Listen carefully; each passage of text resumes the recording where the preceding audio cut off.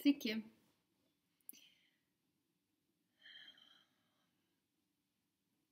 Mes visi kiekvieną minutę, sekundę, nanosekundę esame per nanomilimetrą nuo suvokimo, kad tai, kas sulaužyta, yra tobula, kad tai, kas neveikia, veikia, kad tai, kas yra juoda, gali būti balta, kad ten, kur nėra šviesos, yra šviesa iš tikrųjų.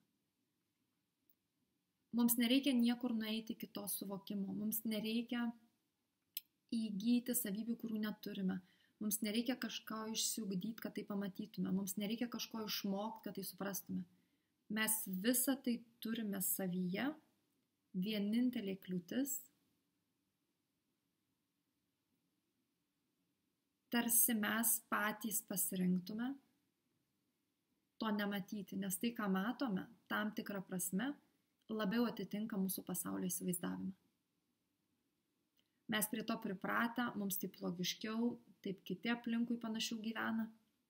Ir mes neturime jėgų, neturime tikėjimo pamesti tai, atiduoti tai, paleisti tai ir eiti ten, kur aš noriu, gyventi taip, kaip aš noriu, tikėti tuo, kuo aš noriu. Duosiu jums paprastą pavyzdį.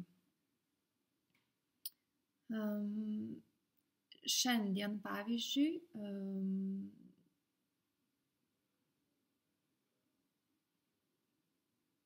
galvoju, kad suveiktų į abi pusės pavyzdys, kad nereiktų tada keisti pavyzdžio. Tarkim, šiandien mums visiems atrodo savaime suprantama, kad juodaodis žmogus gali atsisėsti autobuse, kad jam nereikia stovėti, kad jis neturi teisės atsisėsti autobusą, arba kad jis neturi teisės nueiti tą patį tualetą kaip ir aš, nes jis yra juodaodis. Bet jeigu mes būtumėm gimę visai netaip jau ir seniai, prieš kokią gerus 50-60 metų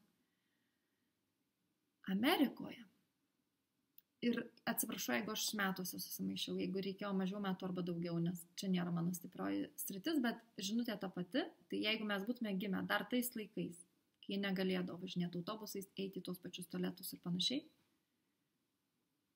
mums būtų buvę labai sunku tuo tikėti, tuo, kad mes galbūt viduje jaustumėm, bet čia kažkokia nesąmonė. Kodėl tas juodaodis negali eiti į tą patį tualetą kaip ir aš?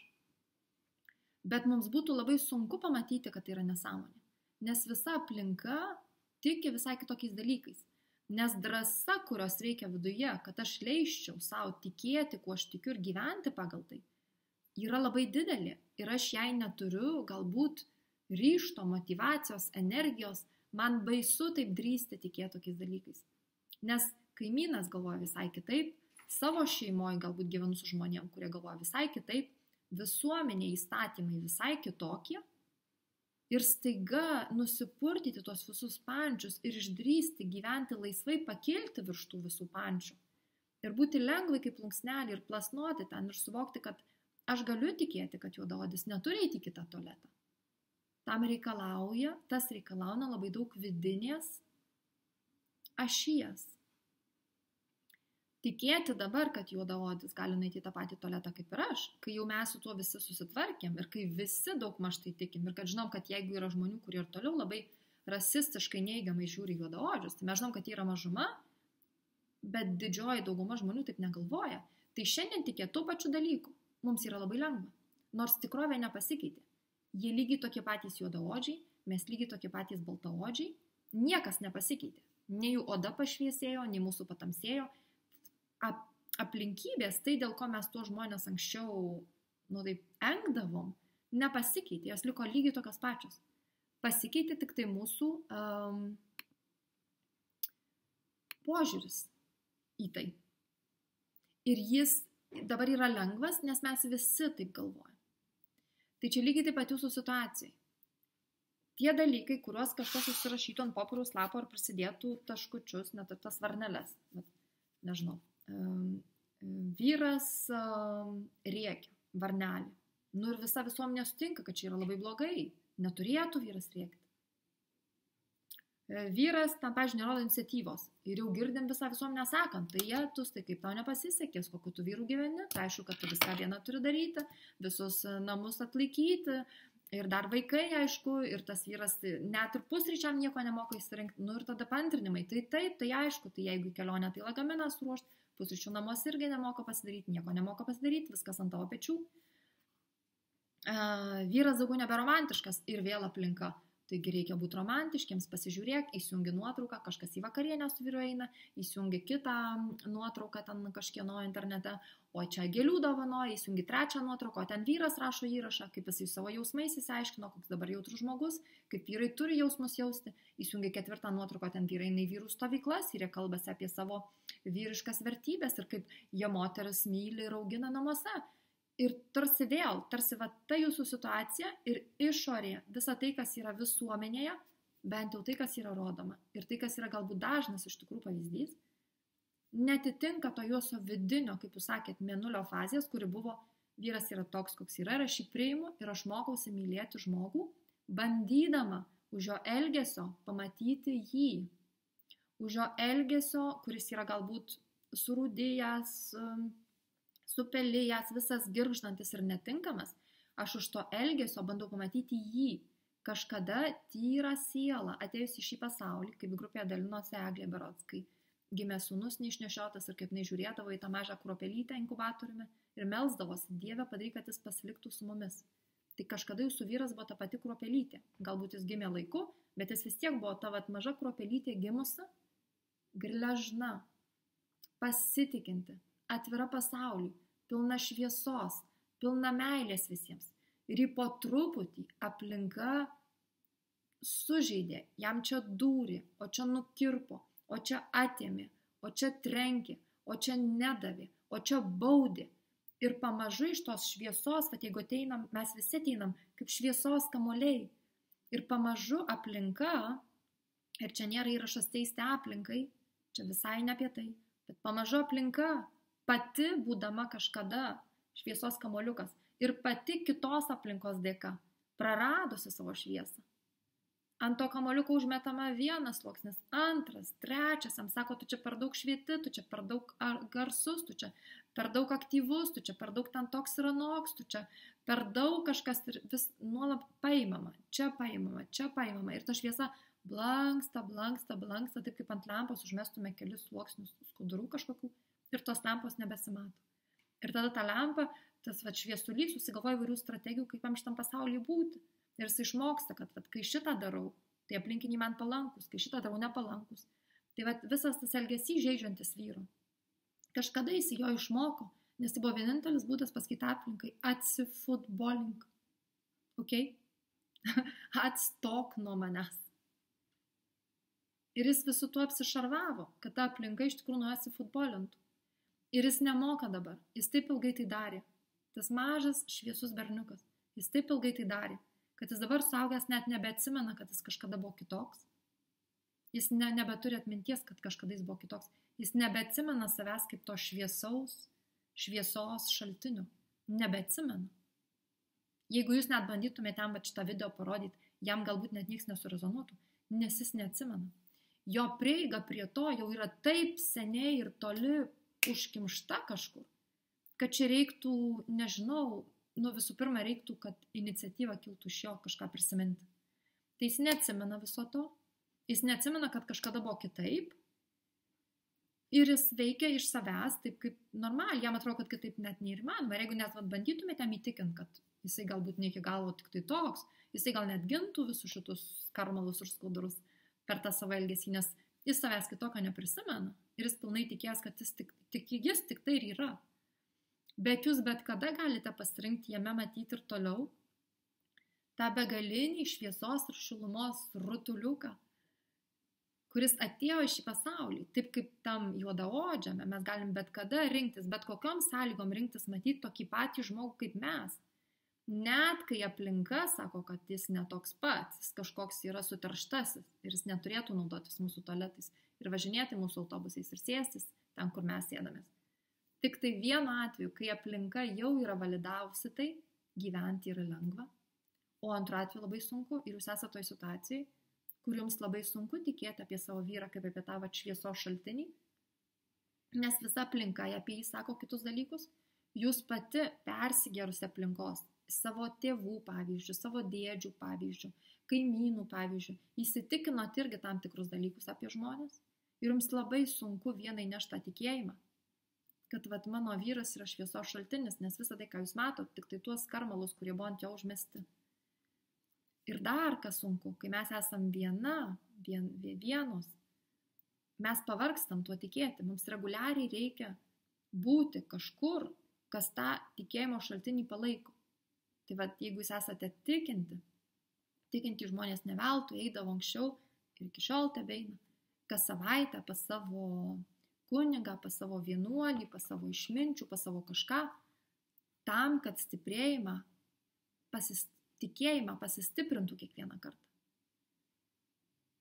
Nes tikėti Dievu, čia jau tiems, kurie iš tikrųjų tiki, religingi žmonės, tikėti Dievu, žmogus, kurio niekada nesimatęs, niekada nesisutikęs, kur niekur negali pasitikrinti, kuris gyvena ir pasikalbėti su juo, tai kokios vidinės stiprybės reikia, kad tu tikėtum tai, ko niekas nemato ir niekas negirdi. Tai už tai tu eini pas tuos kitus žmonės, kažkokiai bendruomeniai priklausai, eini pas tuos kitus žmonės, kažkokius išminčius, kunigus ir panašiai, vienuolius, kurie vis padeda tau palaikyti tą tikėjimą, tuo kažko, kas yra visiškai nematoma. Čia lygiai taip pat tikėti, kad vyras yra šviesa, tai prilygsta tam, ką kiti tiki Dievu. Niekada su juo nesusidūrė, akys to nemato. Tik yra kažkokia vidinė pasirinkta ašis, kad nepaisant to, kad nieko iš to aš nematau, aš nusprendžiu tuo tikėti ir visas gyvenimas mano pašvestas tam, kad tai man paaiškina mano esminę gyvenimo ašį ir liniją. Tai čia lygiai taip pat, kad jūs gebėtumėte ir toliau tikėti, kad bet taip į vyrą žiūrėti. Kaip į tą begalinį šviesos šaltinį, bet kurio nebesimato per visą tai, kas ant jo užmesta. Ir gali būti, kad jums su tuo teks gyventi visą likusį gyvenimą. Gali būti, kad jis taip ir netras savyje tako į save ir jis tų skarmalų nenusimėtys. Ir jūs turėsit visą gyvenimą daryti pastangą pro tuos karmalus, matyti šviesą. Tai visame šitame kelyje palaikymo reikia jums. Jūs turite turėti bendruomenę, kuri jums palaikys tą tikėjimą. Jūs turite turėti kažkokį tai žmogų stipresnį, galbūt kuriam jūs suteikėte tą galią, kad jisai galbūt geriau žino ar leistis jo vedamai. Kai jums svyra rankos ir jūs nebetikit, jūs turite vėl ateiti į sutikimą su tuo žmogumi ir sakyti, padėk man tikėti, nes aš noriu tikėti. Bendruomenė, apie kurią kalbu, tai jūs jau ją turite, jūs jau radote, bet drįskite ją ateiti. Drįskite ją ateiti reguliariai ir sakyti, šiandien sunku su tuo, šiandien sunku su anuo, šiandien sunku tikėti, šiandien sunku matyti, šiandien sunku išvelgti. Nebijokit, kad jūs trukdysit kažką. Nebijokit, kad jūs užkrausit kitus savo problemom. Nebijokit, kad kaip aš galiu viena tiek daug rašyti. Visa tai jūs trukdo nuo taikos ir darnos su pačia savimi.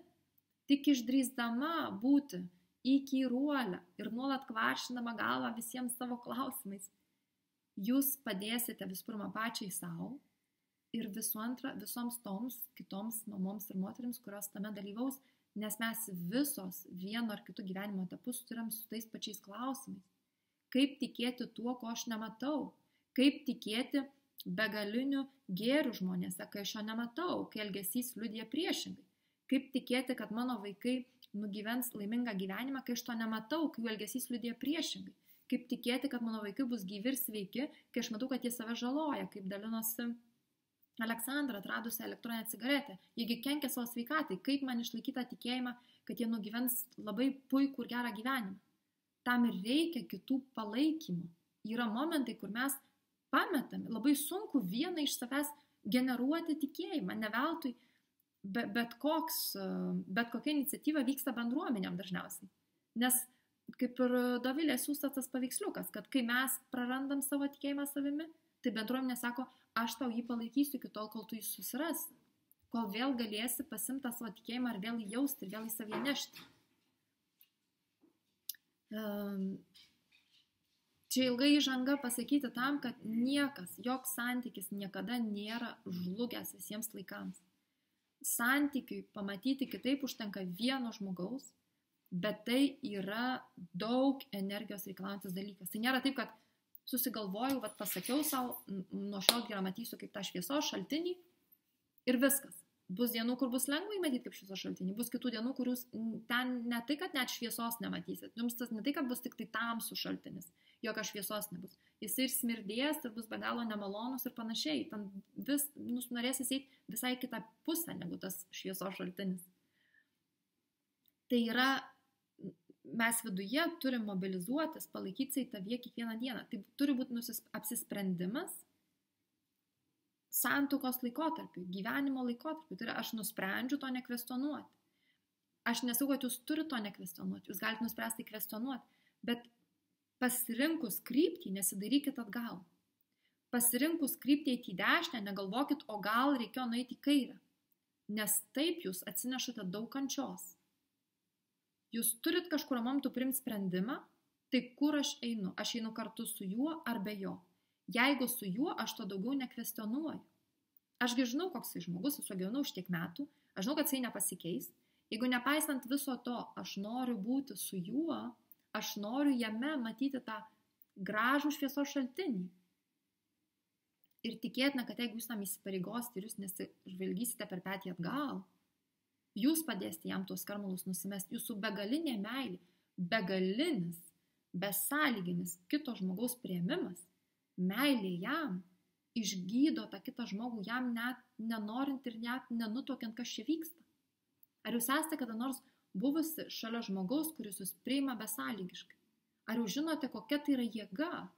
Mes kalnus galėtum nuversti jėga, kai mes žinom, kad kažkas šalia mūsų mumis tiki besąlygiškai, mus myli besąlygiškai, mus priima besąlygiškai. Jūs galite tuo būti savo vyru, jeigu nuspręsite, kad jūs tuo norite būti savo vyru. Aš galiu pasidalinti asmeniniu pavyzdžiu. Visai neseniai, prieš porą vakarų mes su vyru nesusipykom, negaliu sakyti susipykom. Man buvo labai skaudu, taip kaip jisai žiūri į tam tikrus dalykus. Man buvo skaudu, aš jaučiausi nepalaikoma, jaučiausi, kad jisai manęs nevertina, jaučiausi, kad jisai negerbė to, kas man svarbu. Ne ta prasme gerbė kažkokią tai oficialią, bet kad tai, kas man svarbu, jam atrodo paistalai kažkokie. Kad jam tai atrodo, kad tai neturi jokios vertės. Kad net gal, jeigu jisai turėtų pasirinkimą, tai jis net tikriausiai, taip aiškiai ir viešai pasisakytų, kad šitų dalykų tau daugiau nebereikia, čia kažkokia nesąmonė. Ir aš jaučiausi tokia išduota ir tuo momentu, tame jausme, tame pojūtyje, jeigu aš būčiau leidusi savo mintims paimti viršų, tai jos ir būtų sakiusios, Renata, tai jos taip ir sakė, tik aš neleidau joms svorio nesuteikiu. Jos taip ir sakė, Renata, čia visai ne tavo žmogus. Čia visai ne tavo žmogus. Į tai nepanašu šiltas santykis. Bet aš gebėjau kažkaip praktikos dėka, nes aš nuolat kiekvieną dieną iš to padarau savo praktiką. Kad santykių sudėtingumas man yra dvasinė praktika. Kai santykis sudėtingas, tai yra dvasinė praktika, Renata. Tu joje mokais. Būk nuolanki mokinė. Tai va to įpročio dėka aš sugebėjau toj situacijoje nesureaguoti, nesuteikti mintims svorio.